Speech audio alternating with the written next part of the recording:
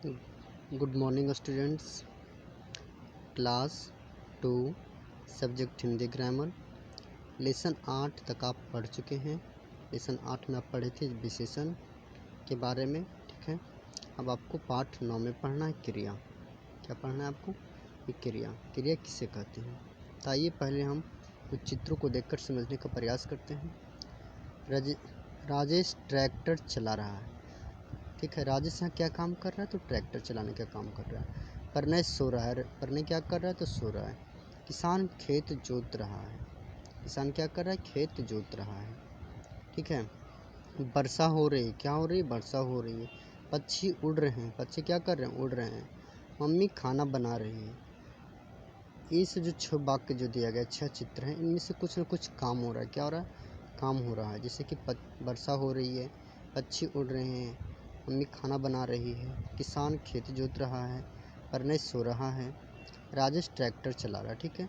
उपयुक्त चित्रों के नीचे लिखे वाक्यों को ध्यानपूर्वक पढ़ने के बाद आपको पता चलता है कि इनसे क्रमशः पता चलता है चल रहा है, सो रहा है, ठीक है, जोत रहा है, हो रही है, उड़ रहे हैं तथा बना रहे हैं।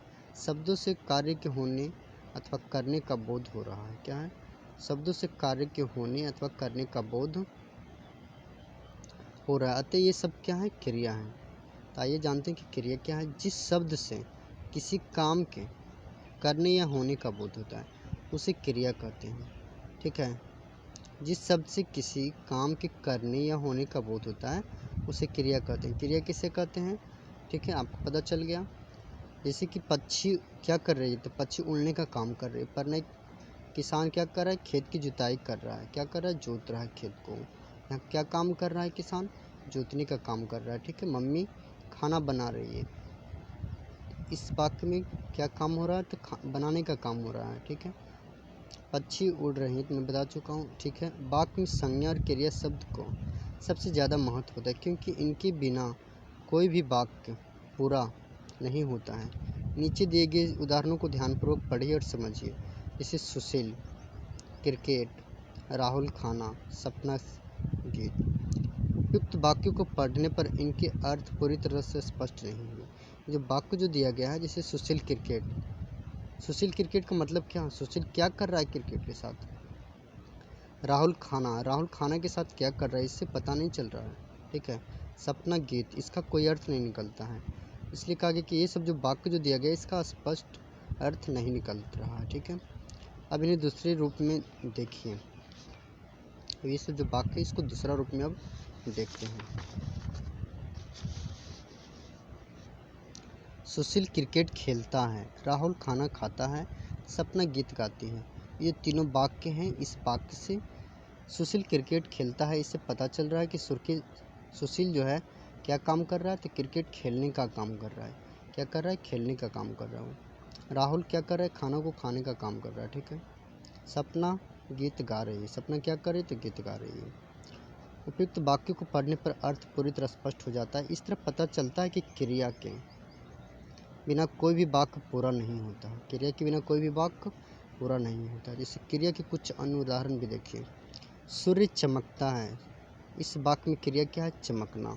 मीरा सो गई, इस वाक्य में क्या है? सो गई। मनीष कुर्सी पर बैठा है, इस वाक्य में क्रिया शब्द क्या होगा? बैठा है। मयंक ने खिलौना तोड़ दिया, मयंक ने खिलौना को क्या किया? तोड़ने का काम कर दिया, तोड़ दिया। तो इसलिए इस वाक्य में क्या हो जाएगा?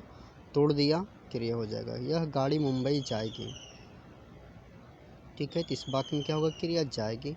वह कभी झूठ नहीं बोलता है, इस वाक्य में क्रिया क्या होगा? बोलता। मैंने पतंग उड़ाई, इस वाक्य में क्रिया क्या हो जाएगा? उड़ाई। नीचे दिए गए क्रिया शब्दों को पढ़िए।